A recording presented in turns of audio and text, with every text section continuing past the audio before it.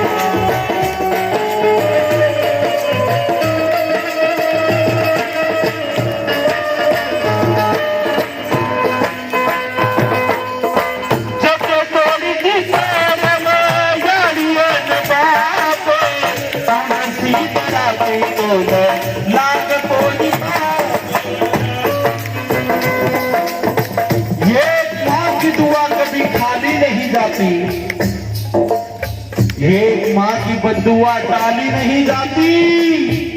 कितने बच्चों को तो माँ पोस लेती है बर्तन मांजकर, लेकिन 4 बच्चों से भी एक माँ पाली नहीं जाती। जते तोड़ी जिसे वो यारी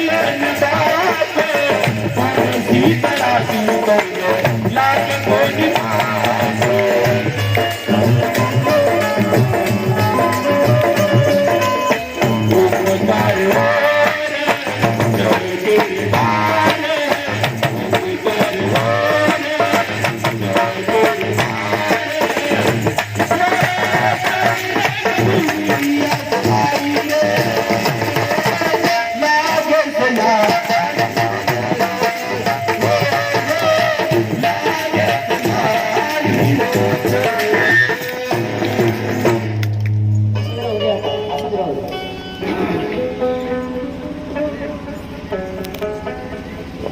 क्या गया भाई? कर सेवा मातारी जन्म देनी तो महाराज 9 महीने पेट में रखकर जब माँ कहीं प्रसूति होती है, जब बालक जन्म देता है तब उसकी पीड़ा माँ ही जाने, और उसके बाद में वो कितना दुख झेलती है। हमको तो कुछ पता नहीं चलता है, हम कब पेशाब करें कब लेटरिन करें, लेकिन जब हम पेशाब कर देते तो वो गीली जगह हो जाती है, माँ गीली जगह में सोती है और हमको सूखे में सुलाती है। वो काम करती है लेकिन ध्यान पूरा उसके तरफ रहेगा कि ये कब उठेगा, वो गिर न जाए, वो झूलने से गिर न जाए। क्या क्या नहीं सपने सजाती है कि ये मेरा कुल का दीपक है, ये बुढ़ापे में हमारी लाठी बनेगा, हमारा सहारा बनेगा। और वो बच्चा यदि जवानी में शादी होने के बाद बीबी ने कुछ काल मंत्र रात में बोल दिया और माँ बाप को छोड़ के निकल जाता है, इतना कठोर कैसे हो जाते हैं।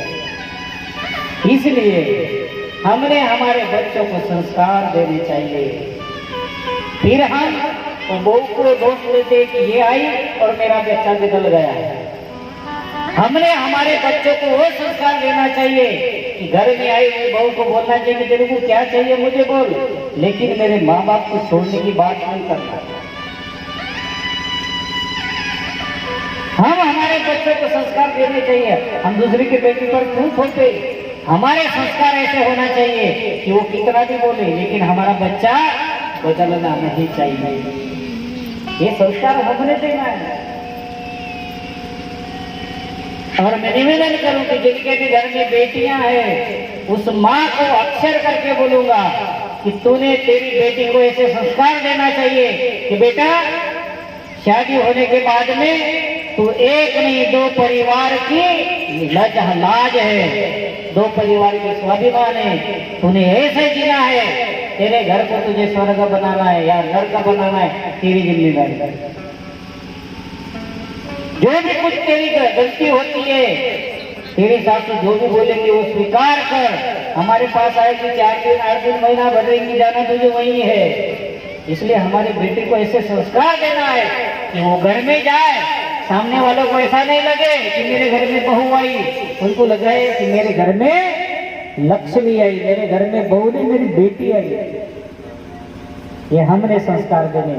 आजकल महाराज हम लोग थोड़ा सा इंटरनेट का जमाना है, कहाँ जा रहे हम लोग। और माफ करना, मैं कठोर बोलता हूँ कि जिन भी बेटियों का संसार खराब हुआ होगा, जिम्मेदारी से बोल रहा हूँ खुद से, जो भी बेटियों का संसार खराब होगा उसमें ज्यादा से ज्यादा हस्तक्षेप उसकी माँ का होगा। क्योंकि माँ हर तू कहीं कर रही थी बेटा, तू कहीं खाती, अरे क्यों निकाली बातें करती, दिन में एक बात कर ली बहुत है, एक 1-1 घंटा वो फोन पे बात करेगी। उसको बोल तेरा घर है बेटा, तेरे घर में अभी बर्तन है तो बचते रहेंगे, सास बोलेगी या कुछ ससुर बोल देगा, बुढ़ापा है तो थोड़ा बोल दिया तो क्या फर्क पड़ता, तेरे बाप जैसा है, तेरी माँ जैसा है, कुछ बिगड़ेगा नहीं। लेकिन हम बेटियों को इतना भर देते, हाँ मजा में क्यों तू नारी हेरोची तुम मार पूरी मिलियो इधर कौन मिले वाले, शुरू हो गया माँ का हस्तक्षेप। मेरे पास में इतने सारे मैटर है महाराज, हर 1 महीने में, 2 महीने में, 4 महीने में, 6 महीने में 1-2 झगड़े आते थे, महाराज ये मिटाओ। कई लोगों की तो कोर्ट कचहरी तक जाता है महाराज, अरे क्या कर रहे हैं, मनुष्य जन्म में आए, परमात्मा ने इतना अच्छा मनुष्य जन्म दिया, अरे उसको हम क्या कर रहे हैं। दुर्लभ मनुष्य देह ये बड़े दुर्लभ मिला है, उसको हमको गवाना नहीं है, वो अनमोल है, उसको हमको एक अनमोल करके जाना है। मरावे परिकृति मांगे मुरादा। बच्चों को कपड़े, बेटियां जब घर से बाहर निकलती, जब बेटियां क्या कपड़े पहनती है, हमारी जिम्मेदारी है, और बेटियों की भी जिम्मेदारी है। ठीक है एजुकेशन कर रही हो, अच्छे से रहो, लेकिन हमारे तरफ किसी की गलत दृष्टि जाए, ऐसे कपड़े हमने हमारी बेटियों को पहनने का अधिकार नहीं देना चाहिए। कितना बुरा दिखता है यार, कई जगह भी बेटियां कुछ बच्चों के साथ में माँ बाप को छोड़ के चली जाती है, और जब कहीं मिलती है तो वो सीधी बोलती है कि मुझे नहीं आना है, मैं तो यहीं रहूंगी। कितना कठोर हो जाता है। बेटा कभी भी ध्यान में रखना कि अपने बाप की इज्जत अपनी वजह से जाए, ऐसी संतान कोई काम की नहीं है। एक संत सत्संग कर रहे थे, एक बेटी खड़ी हुई सत्संग में, और उसने एक प्रश्न किया कि बाबा हर जगह हम बेटियों को टोका क्यों जाता है, हम जैसे घर से बाहर निकलेंगी बेटा आ जा रही है, बेटा जल्दी आ जाना, और लड़कों को कोई टोकता ही नहीं।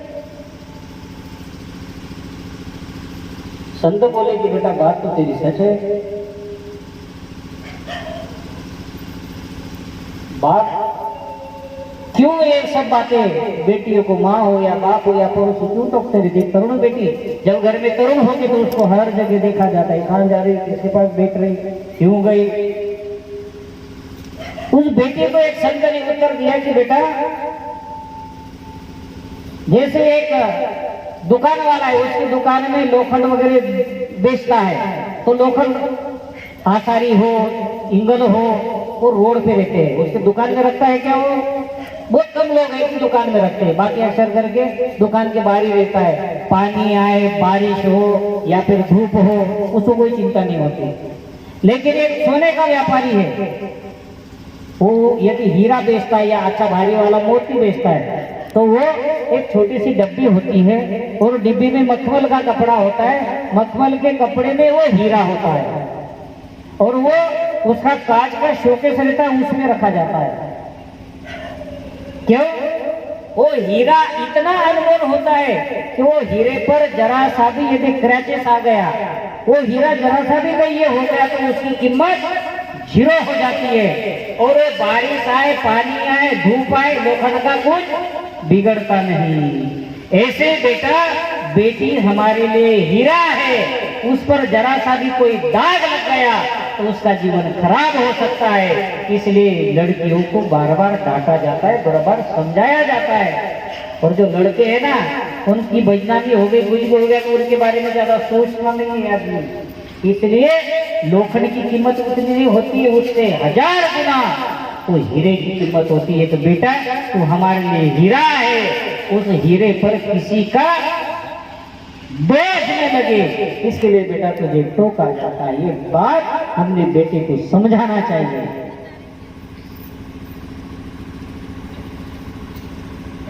और हम लोग बेटियों को मोबाइल ये वो सब फेसबुक व्हाट्सएप पे फिर उनकी चैटिंग होती है, क्या क्या तमाशे होते हैं, आप देख रहे हो, भोगना आपको पड़ता है।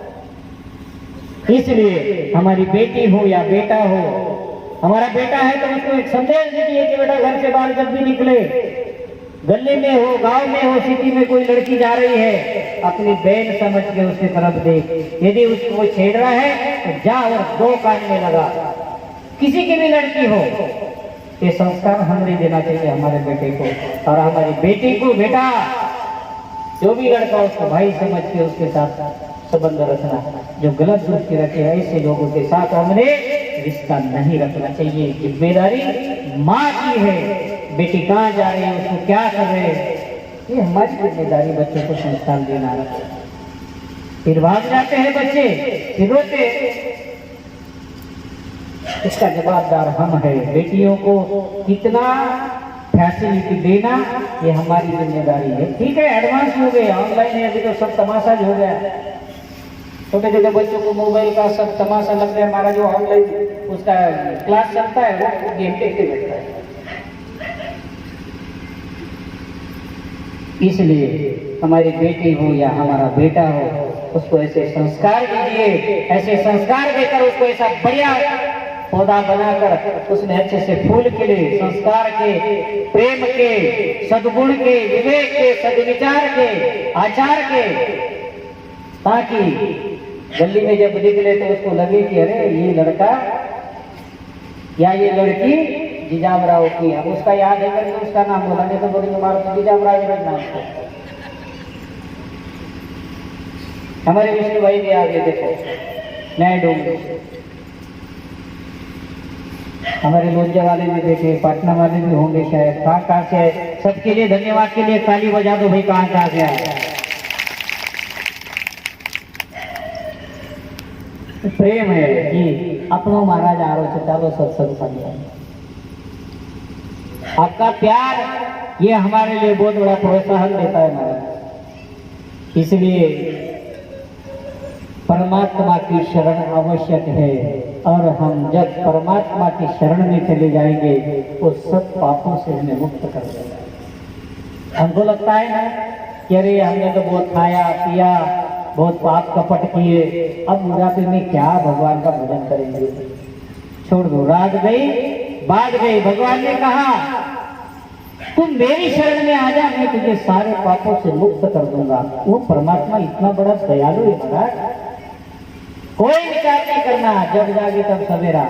आज तक हमारे से जो गलती हुई वो बदल के कल का नया जीवन, नया सवेरा, नई सूर्य किरण के साथ अपना जीवन की शुरुआत करें। माला लेकर, गले में माला और एक छोटा सा तिलक लगा के जाते, गले से निकले तो हमारा दर्शन भी किसी को अच्छा लगे। नहीं तो ऐसा भी ना हो कि पोटा गले मान लो पोटा का, ऐसा भी ना हो। बहुत सारे लोग माँ बड़ी बड़ी है ना बात क्या, फिर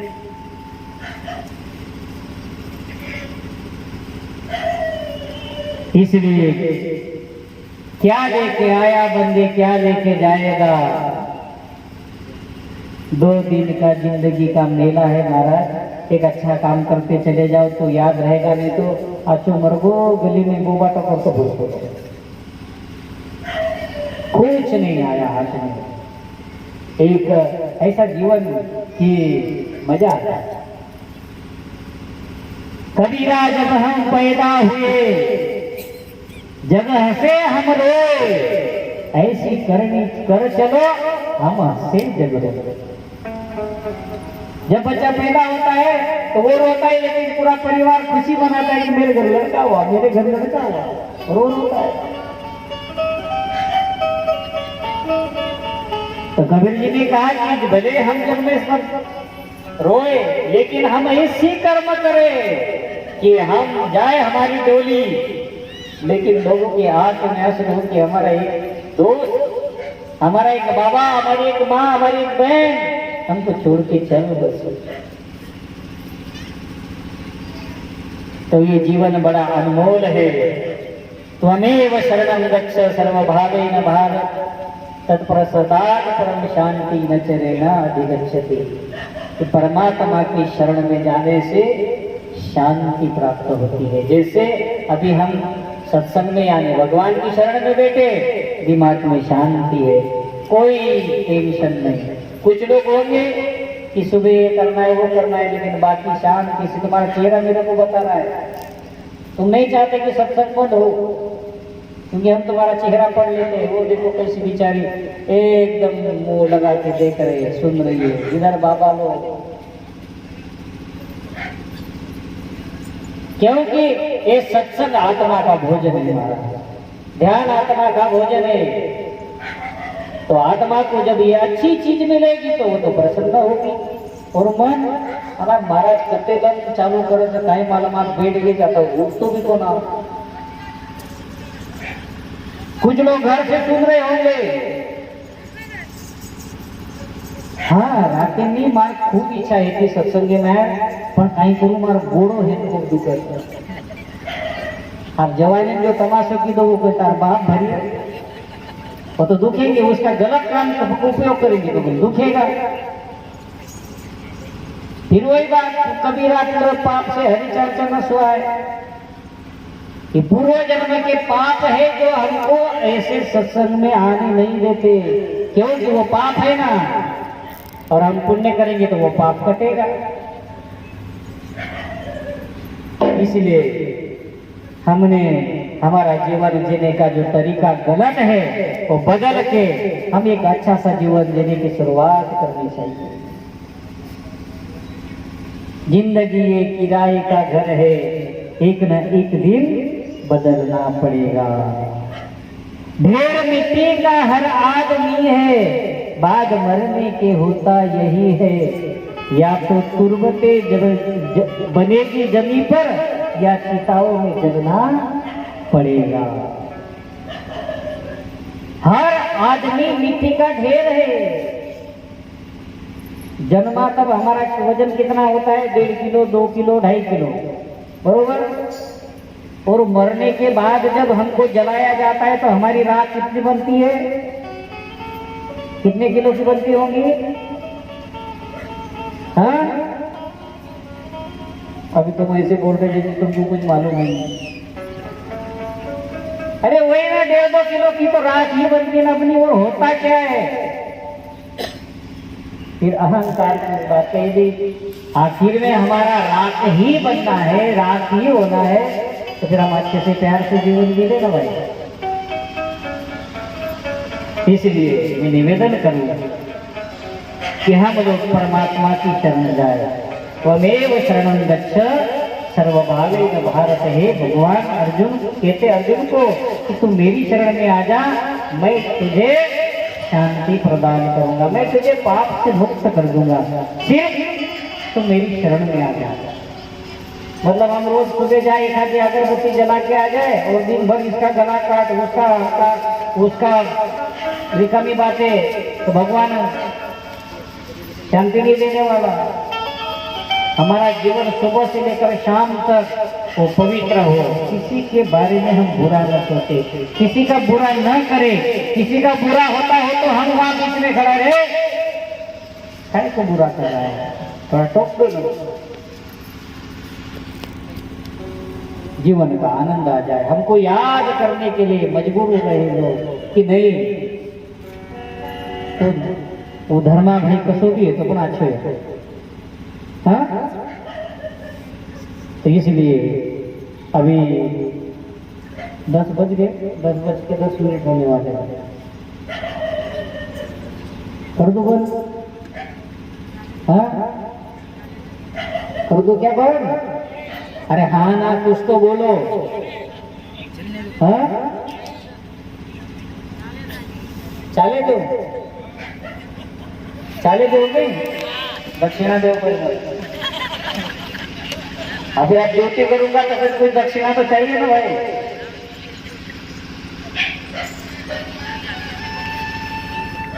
हम तो बापू जी के एक छोटे से दूत है महाराज, कभी भी सत्संग का पैसा नहीं लिया और कभी नहीं लेंगे। दैव योग से किसी ने कुछ दक्षिणा दी, वो उसका स्वभाव होता है। बापू जी का ये संस्कार रहा है कि हमने सत्संग कभी बेचा नहीं। लेकिन ये हमारे जो कुछ संगीत वाले होते हैं वो उनका रोजी रोटी, इसलिए उनके लिए पैसा लेना पड़ता है। और सत्संग की कीमत कोई नहीं कर सकता महाराज, कोई नहीं कर सकता। और जो सत्संग बेचा गया वो तुम्हारा कोई काम भी नहीं आ सकता।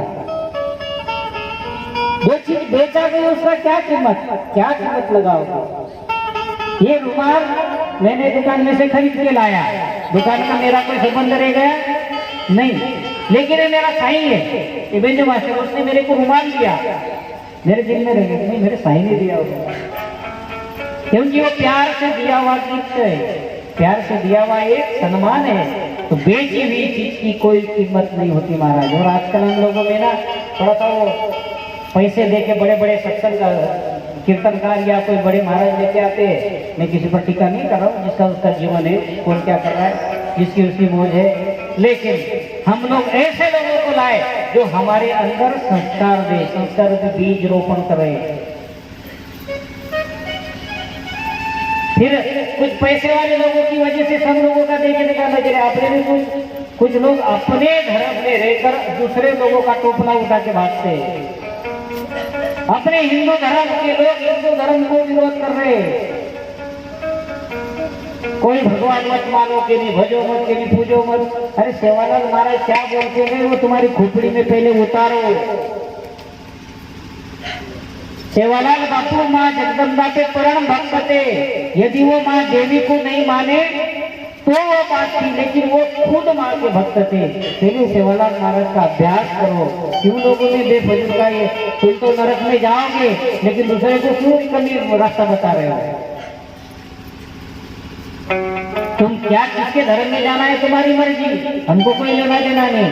लेकिन जो सृष्टि से रचा हुआ जो सनातन धर्म है उसको कैसे हम छोड़ सकते महाराज। तो ये जिसको जो धर्म अच्छा लगे अपने धर्म में जियो, लेकिन किसी धर्म के बारे में टीका करने का अधिकार किसी को दिया नहीं। अपने धर्म की, हिंदू धर्म की रोटी खाते और दूसरे धर्म का प्रचार करते।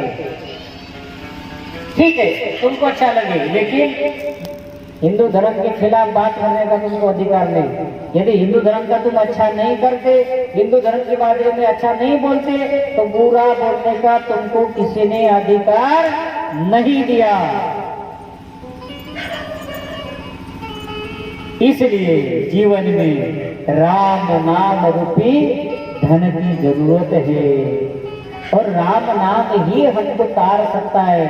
कलयुग केवल नाम आधारा, सुमिर सुमिर नर उतर ही पारा। अरे जब हम समुद्र के समय में देखा है, माँ सीता की खोज में जब भगवान रामचंद्र जी जा रहे थे, तो जब सेतु बनाना पड़ा तो वो पत्थर पे क्या लिखना पड़ा, क्या लिखना पड़ा। राम जी क्या लिखे, हनुमान जी क्या लिख के दे रहे थे, नरसिंह के हाथ में वो पत्थर, हाँ क्या नाम, फिर राम नाम, राम नाम। तुम जब तक जोर से नहीं बोलोगे मैं ये चीज रट करूंगा। राम नाम, राम नाम, हाँ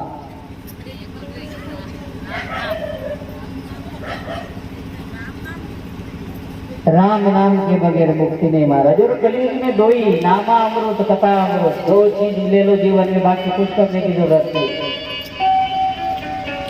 राम नाम आधार जिन्हें वो जल में राह बनाते हैं, जिन पर कृपा राम करे वो पत्थर भी तीर जाते हैं।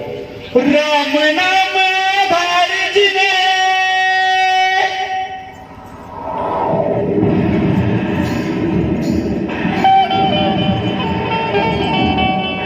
अरे राम नाम आधार जिन्हें वो जल में राह बनाते हैं,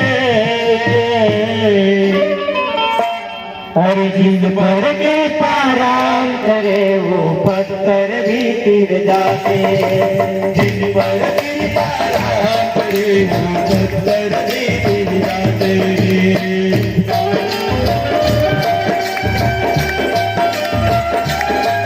ताली बजा दो अभी आखिरी समाप्ति की तरफ जाने को, थोड़ा आनंद ले लो।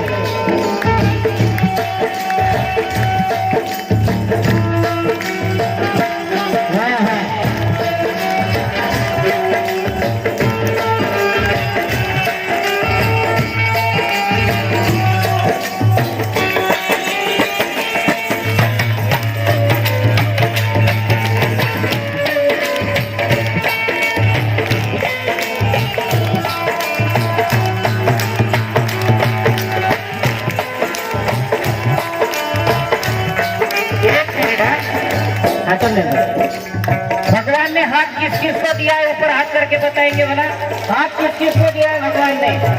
सबके पास हाथ है, ये हम ताली क्यों नहीं बजा रहे हैं?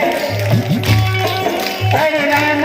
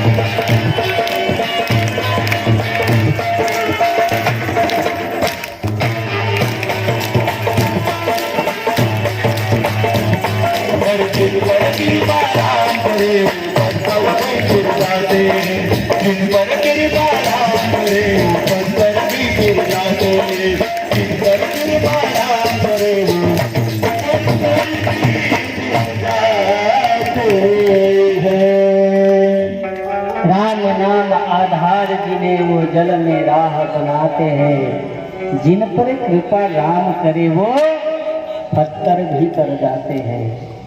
अरे नाम राम में इतना सामर्थ्य है, इतना प्रभाव है, इतनी शक्ति, इतनी ताकत है कि वो पत्थर भी तैर सकता है। तो हम तो परमात्मा के बनाए हुए मनुष्य है, तो उसके अंश है, हम क्यों न करें? लेकिन हमारे में उतनी श्रद्धा, उतनी विश्वास आवश्यक है। विश्वासम फलदायकम, यदि विश्वास है तो फल अवश्य है। हनुमान जी ने जीवन में राम नाम के अलावा कुछ भी नहीं किया।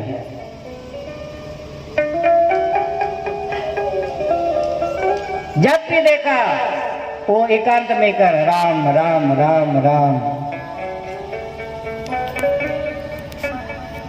संकट से हनुमान छुड़ावे, मन कर्म वचन ध्यान जो लावे। राम जी के सारे काम हनुमान जी ने किए। सीता माँ की शोध किसने? संजीवनी लेने कौन गया? भरत आखिरी दिन की 14 साल होने के बाद एक दिन भी ज्यादा हुआ तो मेरी सीता जनी हुई मिलेगी। भरत जी को संदेश देने पहले कौन पहुंचा? हनुमान जी। तो यदि हमारे जीवन में हम राम नाम रूपी वो ज्योत हमारे हृदय में बिठा लेंगे तो वो ज्ञान रूपी प्रकाश एक न एक दिन हमारे अंदर समाएगा और फिर ज्योत से ज्योत जगाते चलो, प्रेम की गंगा बहाते चलो। राह में आए जो दीन दुखी सबको गले से लगाते चलो। तो ईश्वर की शरण जाने से शांति मिलेगी, मुक्ति मिलेगी, सुख मिलेगा, आनंद मिलेगा। इसलिए आज हम स्वर्गीय धर्मा बाबा के 13वीं के निमित्त जो आज एक दिवसीय सत्संग, सुबह कीर्तन, बीच में अन्नदान, तो आइए हमारे इस एरिया में कोरोना में या अभी किसी की जिनके घर में मृत्यु हुई हो, अपन 5 बार ओम की गुंजन करके उनको श्रद्धांजलि देंगे। परमात्मा उनको सदगति दे। सबने टाइट बैठ के और सबने ओम की गुंजन करना है। छोड़ दे।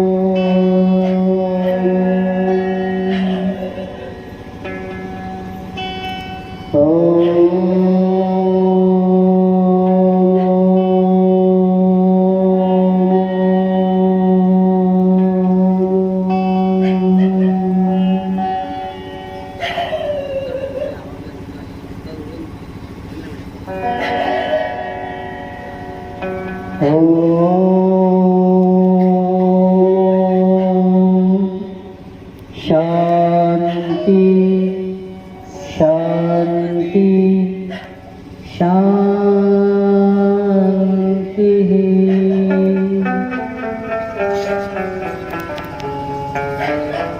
हम भगवान के चरणों में, माँ चंडिका के पावन चरणों में प्रार्थना करेंगे कि हमसे जो बिछुड़ कर गए उनको सदगति मिले, और जिन परिवारों पे ये दुख आया वो दुख सहन करने की परमात्मा उनको शक्ति दे। ये हम श्रद्धांजलि परमात्मा के चरणों में समर्पित करते हुए अंत में गांव की स्वच्छता रखिए, गांव में वृक्षारोपण कीजिए, बच्चों को अच्छे संस्कार दीजिए ताकि हमारे गांव की रौनक आए। गांव के बाहर हम जो शौचालय के लिए जाते हैं वो गांव में रास्ते पर शौचालय नहीं होनी चाहिए। ग्राम पंचायत की व्यवस्था है वो लेटरिन बनाने की, वो हमने थोड़ा पैसा डाला तो घर में बन जाएगा। एक सादी बात है कि जब बहू हमारे घर में आती है तो वो बिना घूंघट यदि रहती है तो हम उसको तुरंत डांट देते हैं कि तू बिना घूंघट के घूम रही। फिर हमारी बहू बेटी तो उसको हम रास्ते पर भेजे, ये हमारे लिए शर्म की बात है। इसलिए शौचालय होनी चाहिए हमारे घर में। और चारों भाइयों के लिए हम एक संदेश देना चाहेंगे कि चारों भाई में ऐसा प्रेम बना रहे, कोई कितना भी कुछ मसाला लगा के कुछ झगड़ा लगाने का काम करे वो हमने नहीं सुनना चाहिए। और सबसे बड़ी जिम्मेदारी महिलाओं की रहती है कि वो महिलाओं से थोड़ा, महिला घर को स्वर्ग बना सकती है, घर को नर्क बना सकती है। इसलिए महिलाओं ने चारों जो है जेठानी देरानी, जो जेठानी है उन्होंने तीनों को अपनी बहन समझ के यदि प्यार से समझाए तो सच होता है। और अब जीजावराव यदि बड़ा है तो बाप समझ के तीनों भाई को बढ़िया से उनके साथ में व्यवहार करना चाहिए, तो बड़ा अच्छा रहे, हम भी खुश, हमारा परिवार भी खुश, और आजू बाजू वाले लोगों को एक आदर्श मिले कि नहीं भाई हो तो ऐसा। रामायण वही तो सिखाया कि भाई भाई में कैसा प्यार होना चाहिए, देरानी जेठानी में कैसा प्यार होना चाहिए, सास बहू में कैसा प्यार होना चाहिए। रामायण में तो यही कहा ना, हमको यही बताया। माँ सीता जब वनवास में गई, सासू कितनी परेशान थी, देरानियां कितनी परेशान थी। भरत जी ने यहाँ तक कि अयोध्या का त्याग किया और नंदीग्राम में जाके वो एक खड्डे में अपनी खड्डा बनाया और नीचे जमीन पे सोते थे। क्यों? कि मेरे भगवान यदि पृथ्वी पे सोते हैं तो मैं तो उनका शिष्य हूँ, मुझे तो उनके नीचे सोना चाहिए। ये भाई भाई का प्यार, सास बहू का क्या प्यार था। माँ कौशल्या, सुमित्रा, कैकेयी माता का तो वर्णन आपने सबने सुना है, लेकिन उसके पीछे बड़ा भगवान का बहुत लीलाएं थी। तो रामायण हमको जीना सिखाती है कि हमारे परिवार में भाई भाई में कैसा प्रेम हो, सास बहू में कैसा प्रेम हो, देरानी जेठानी में कैसा आदर हो। तो हम भगवान से प्रार्थना करेंगे कि ये कोरोना हम पर ना आए और फिर हम संकट पे ना आए। इसके लिए हम सब ने हमारी गांव की स्वच्छता, हमने बाहर निकले तो हम थोड़ा सा मास्क, सैनिटाइजर, और बात करते समय थोड़ा सा एक दूसरे से दूर, तो हमारे लिए खुद के लिए तो ये कोरोना हमारा कुछ बिगाड़ नहीं सकता। यदि हम अति करेंगे तो फिर वो हम पे अटैक करने वाला है। इसलिए घर में थोड़ा सा बुखार आए तो गर्म पानी पीना चाहिए, और हमारे आजू बाजू में स्वच्छता सबसे बड़ी जवाबदारी है। तो अब अधिक न बोलते हुए मैं श्रद्धांजलि पुष्प मेरे गुरुदेव के श्री चरणों में समर्पित करते हुए 2 मिनट के लिए कीर्तन करते हुए आरती करेंगे।